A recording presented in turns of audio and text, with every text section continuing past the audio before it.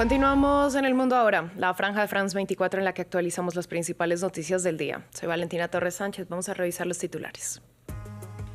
India y la Unión Europea cerraron un acuerdo histórico con el que se crea la mayor zona de libre comercio del mundo con cerca de 2.000 millones de consumidores. La firma se produce tras 18 años de negociaciones, pero aún faltan revisiones jurídicas en el bloque europeo. Tras 844 días desde el ataque de Hamas, Israel apagó el reloj de la llamada Plaza de los Rehenes que marcaba el tiempo que llevaban los secuestrados en cautiverio. Acto simbólico celebrado tras la recuperación del cuerpo del soldado Rangibli. Tenemos reporte desde Tel Aviv. Nasri Asfura asumió este martes como presidente de Honduras. El conservador y aliado de Donald Trump prometió al país luchar de frente contra la inseguridad durante una ceremonia que no contó con la presencia de la saliente presidenta Xiomara Castro. Con nuestro invitado del día vamos a hablar del decreto presentado por el gobierno de España con el que se regulariza el estatus de unos 500.000 migrantes, un permiso que les permite acceder a todos los beneficios estatales por un año y que puede ser renovado. ¿Quiénes son los beneficiados y cómo ayuda la situación en el país cuando Europa vira hacia mayores controles migratorios? Lo veremos más adelante, por ahora vamos con las noticias.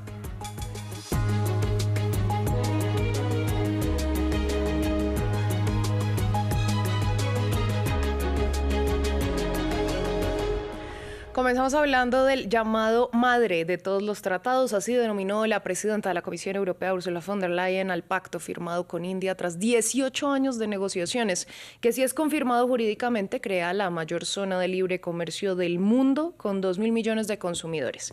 El texto legal ya es definitivo y ahora inicia un detallado proceso de revisión jurídica y traducción a todas las lenguas oficiales del bloque europeo. Ampliamos a continuación. De Bruselas a Nueva Delhi se abre un nuevo mercado que incluye a 2.000 millones de personas. La Unión Europea concluyó este martes un acuerdo de libre comercio con India, después de casi 2 décadas de negociación.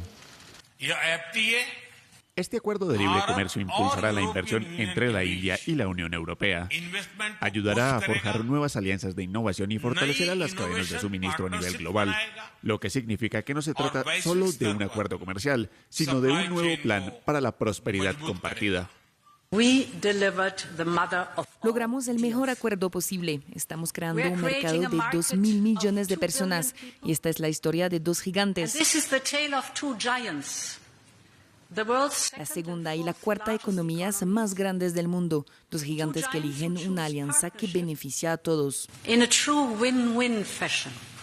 Uno de los principales objetivos del bloque comunitario es eliminar las barreras arancelarias en la mayoría de sus intercambios con el elefante asiático y protegerse de relaciones más inestables con Estados Unidos bajo la administración de Donald Trump. Pero también es una celebración política. Falta todavía un proceso de revisión legal para que el trato entre en vigor. Ambas partes tuvieron que trazar líneas rojas, por ejemplo, sobre la agricultura india. El arroz, el trigo y los lácteos quedaron excluidos del acuerdo de liberalización, el cual sí prevé visas para ciudadanos indios que visiten países europeos. La Unión Europea ya es el principal socio comercial de India.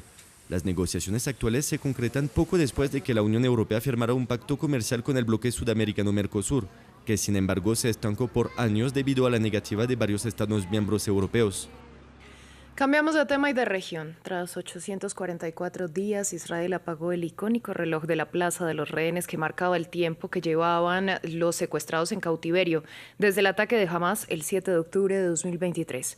Esta desactivación se produce luego de que el lunes fuera descubierto y repatriado el último cuerpo de un rehén que estuvo en manos del grupo islamista. Desde Tel Aviv, Yanira Gómez Muñoz, corresponsal de France 24, nos amplió la información. 843 días después, el reloj que medía el secuestro de 251 israelíes y extranjeros en Gaza se acaba de frenar por la recuperación de los restos del último rehén. El policía Rangibli era el último rostro que exhibía esta icónica Plaza de los Rehenes, que ya no será más punto de reunión de familiares y manifestantes. Nos decían que nunca imaginaron sentir este alivio doloroso, terminar así. Como muchos ciudadanos, la Casa Presidencial ha descolgado los lazos amarillos, símbolo de los cautivos, y medios Medios como The Times of Israel han quitado su contador web. Sin embargo, a 60 kilómetros de aquí, en Gaza, el sufrimiento sigue sumando días. Desde ayer los palestinos sienten esperanza, pues recién ahora, desde octubre, se acaba de completar un punto de la fase 1 del plan de Trump, el del intercambio de prisioneros. Para Washington, Gaza está en fase 2, pero ningún otro punto se ha cumplido. Israel retiene cientos de cuerpos de palestinos muertos en Gaza y Cisjordania. No ha habido la entrega diaria de ayuda pactada ni más de 2 días seguidos de treguas reales. Hoy se reporta que el ejército mató al menos a 2 personas en el norte del enclave, mientras el Ministerio de Salud local informa que 1.260 pacientes han muerto porque Israel no ha reabierto los cruces y no les dio permiso de evacuación médica. Por eso la apertura de Rafah, aunque solo para personas y con controles israelíes súper estrictos, genera tanta expectativa, sobre todo para 18.000 enfermos.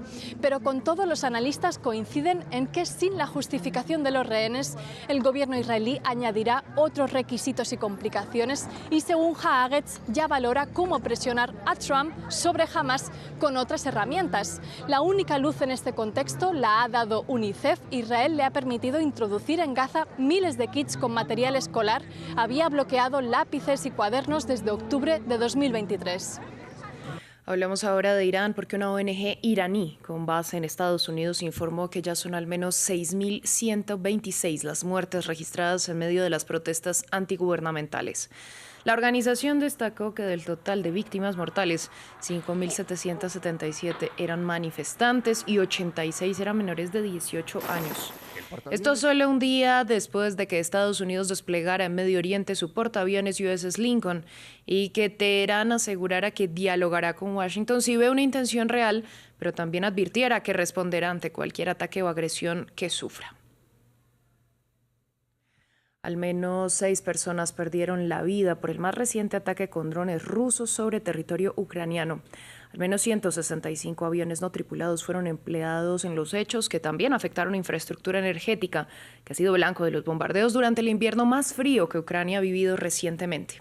El presidente Volodymyr Zelensky acusó a Moscú de socavar los intentos de llegar a una paz duradera. Odessa bajo el fuego de los drones rusos. Este martes, los bomberos de la ciudad portuaria ucraniana trabajaron en retirar los escombros de los edificios residenciales parcialmente destruidos por el mortal ataque nocturno lanzado por Moscú. Un vecino está debajo de los escombros y da señales de vida.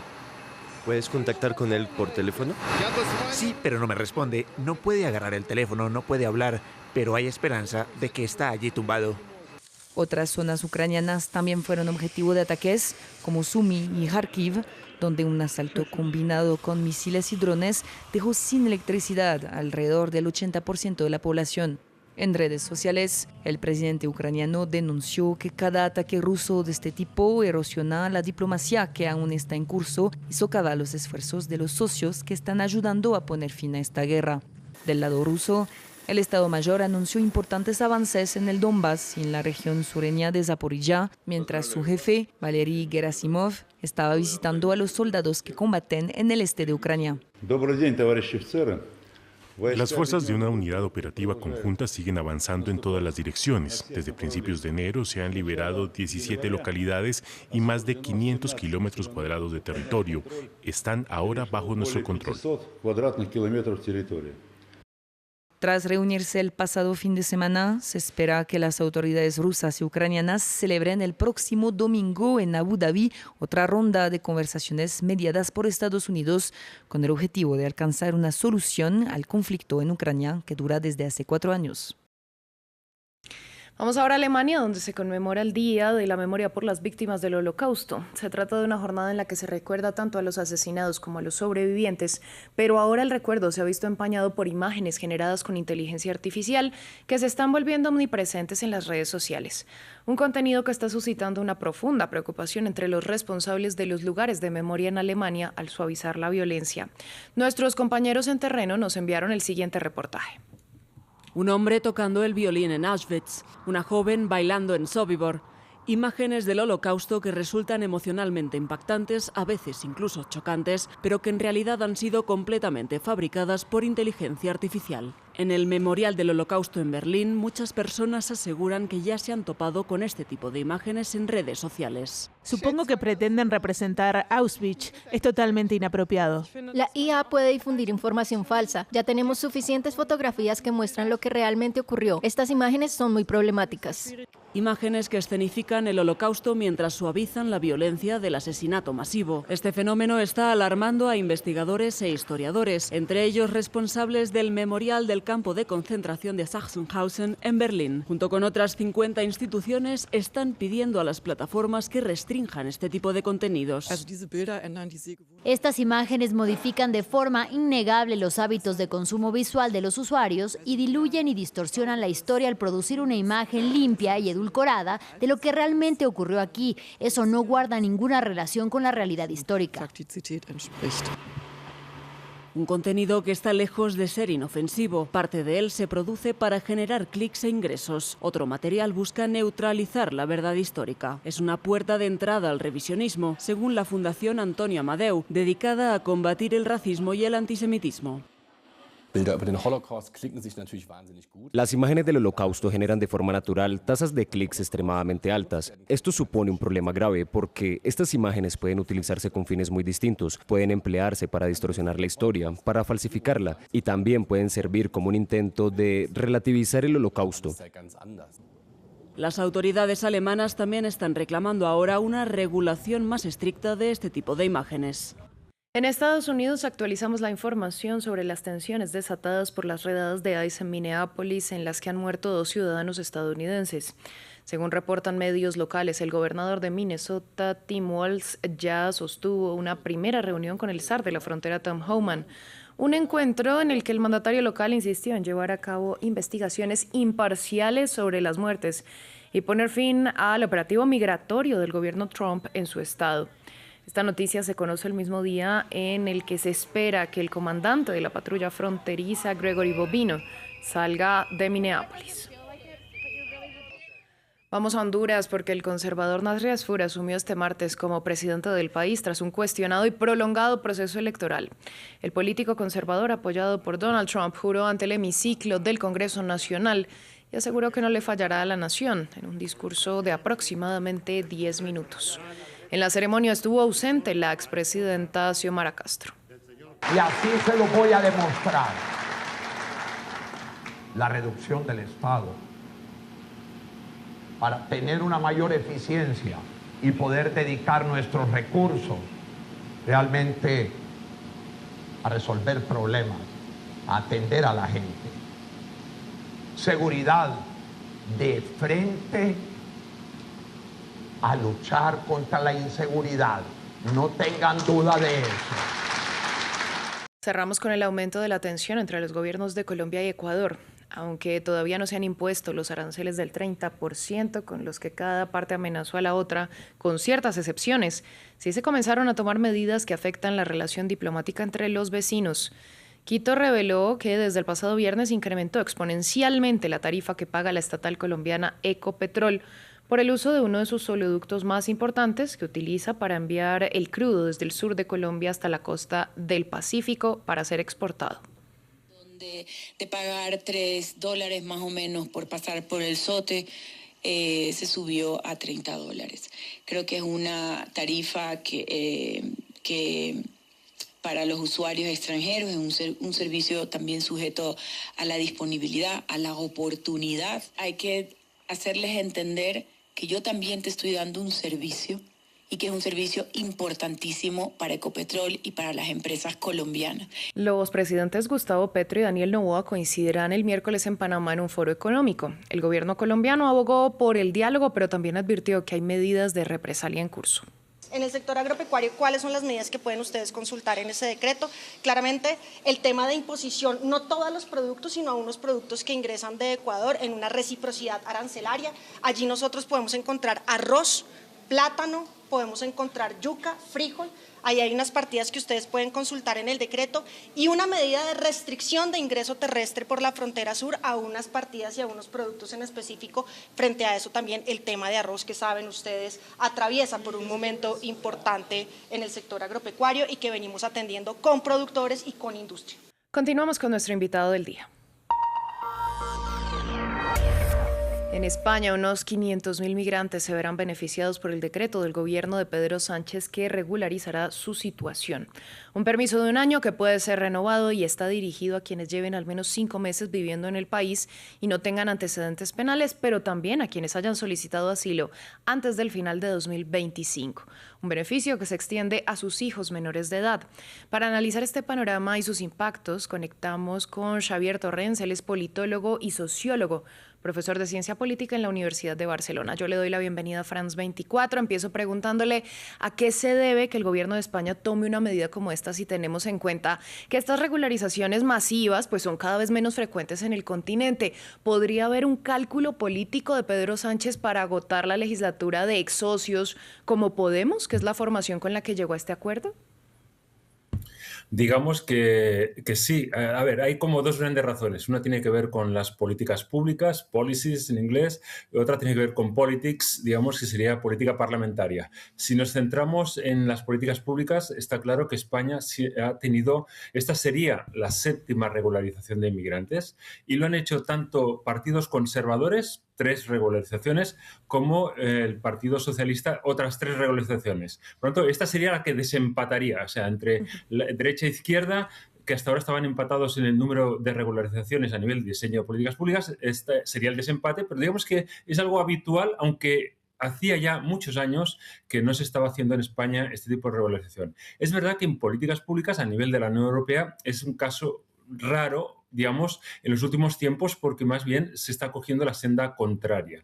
Dicho esto, la otra parte, y las dos van en conjunto, son simultáneas, también tiene, digamos, un motivo de política parlamentaria. Pensemos que el gobierno español, en este caso, digamos, es una coalición progresista entre un partido socialdemócrata y un partido a su izquierda, que sería el PSOE y Sumar, pues en este caso incluso hay un partido todavía más a la izquierda, que es Podemos, que es esos, sus 4 diputados son imprescindibles para sostener el gobierno español.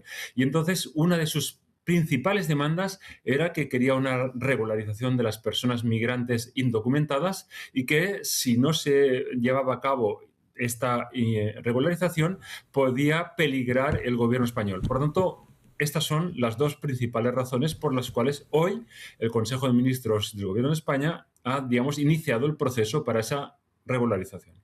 ¿Cómo beneficia esta medida a la economía y a la sociedad del país? Bueno, esto se sabe tanto aquí en España como en Alemania, en Estados Unidos o Canadá, y es que cuando unas personas migrantes ya se convierten en habitantes, es decir, con personas que trabajan día sí, día también, y por lo tanto ya no es una cuestión, digamos, anecdótica, no es una cuestión de poco tiempo, sino es una cuestión que se regulariza. Si estas personas continúan indocumentadas, supone un problema, vamos a llamarlo, para la economía formal. Es decir, si están indocumentadas, siempre van a solo poder trabajar en la economía informal, la economía, digamos, el mercado negro, también se le llama coloquialmente, o en España se le llama economía sumergida. Por lo tanto, esto sería un beneficio para el propio país, en este caso España, y obviamente también es una situación que produce efectos positivos para las personas inmigrantes indocumentadas, porque al regularizar su situación, pues adquieren tanto derechos como deberes para vivir en el país que están viviendo. ¿Y está preparado el Estado para atender y dar estos beneficios, estos derechos a todas estas personas? A ver, digamos que si estas personas ya residen, con independencia de si tienen documentación o no, si ya residen, digamos que ya es un hecho de por sí que están aquí y por lo tanto estarán trabajando. Pensemos que en el caso de España, con 48 millones de habitantes, tiene un elevadísimo, por ejemplo, porcentaje de personas mayores de más de 65 años. Pensemos que hay unos cuantos ya millones de personas octogenarias e incluso unos millares de centenarios. Entonces, el trabajo, por ejemplo, de cuidar las personas mayores, fundamentalmente lo están haciendo personas migrantes, o el trabajo de la construcción también lo están haciendo fundamentalmente, aunque no únicamente, personas migrantes. Por lo tanto, digamos que si no se regulariza esta situación, podría llevar a una situación, digamos, de no reconocer lo que de hecho sucede en España, y es que una parte de la economía depende también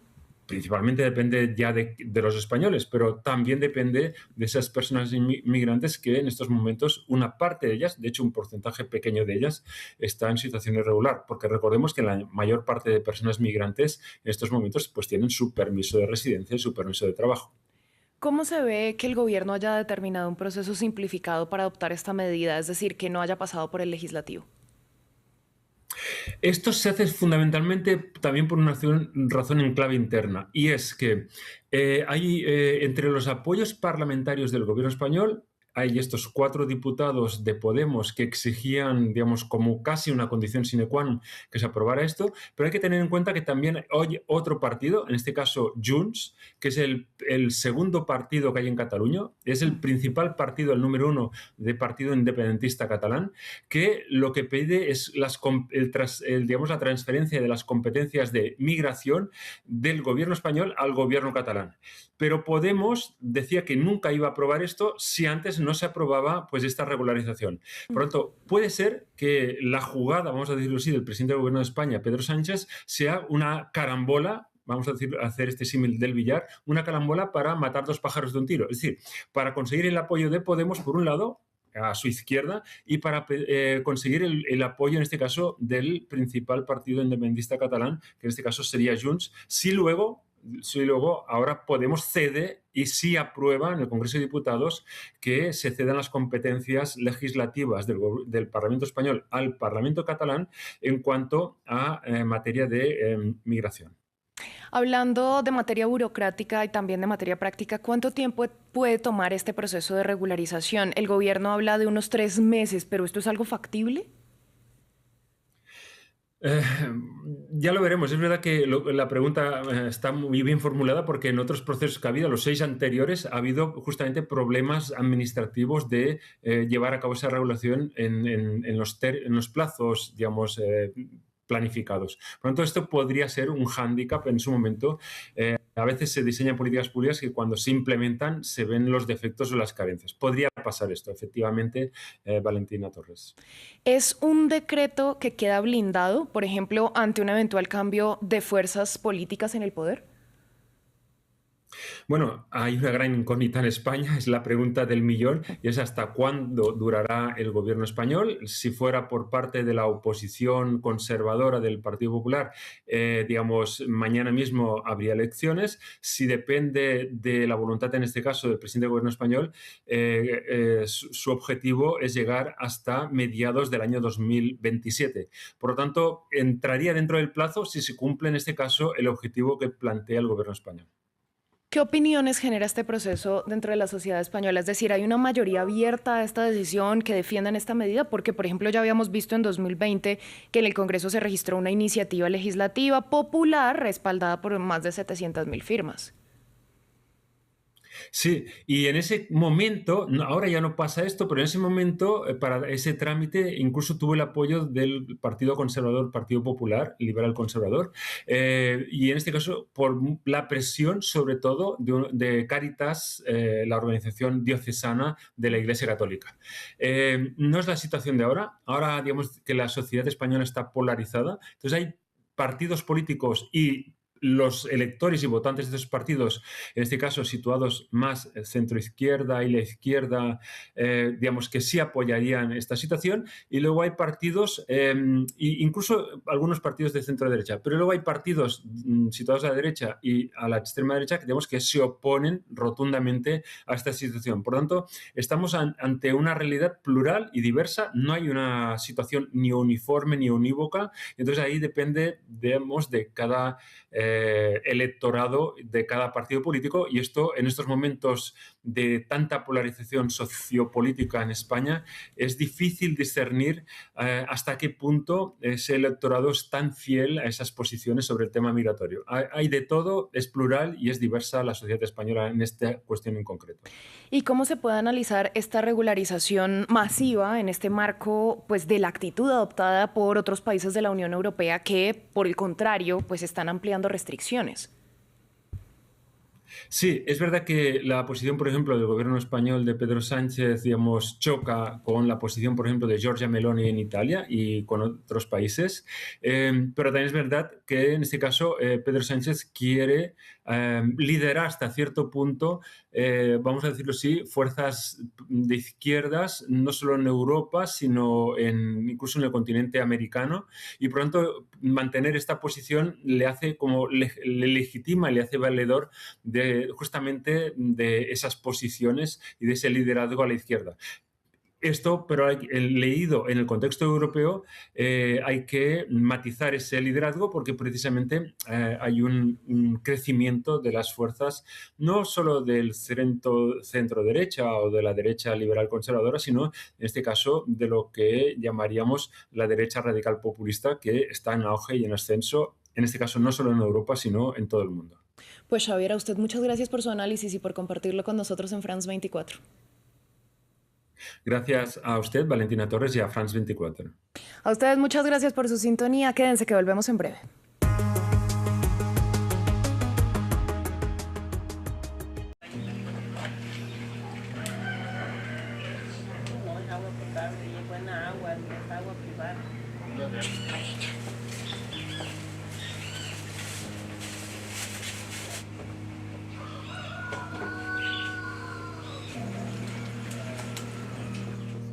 Hay más dificultad, pobreza, como... Claro que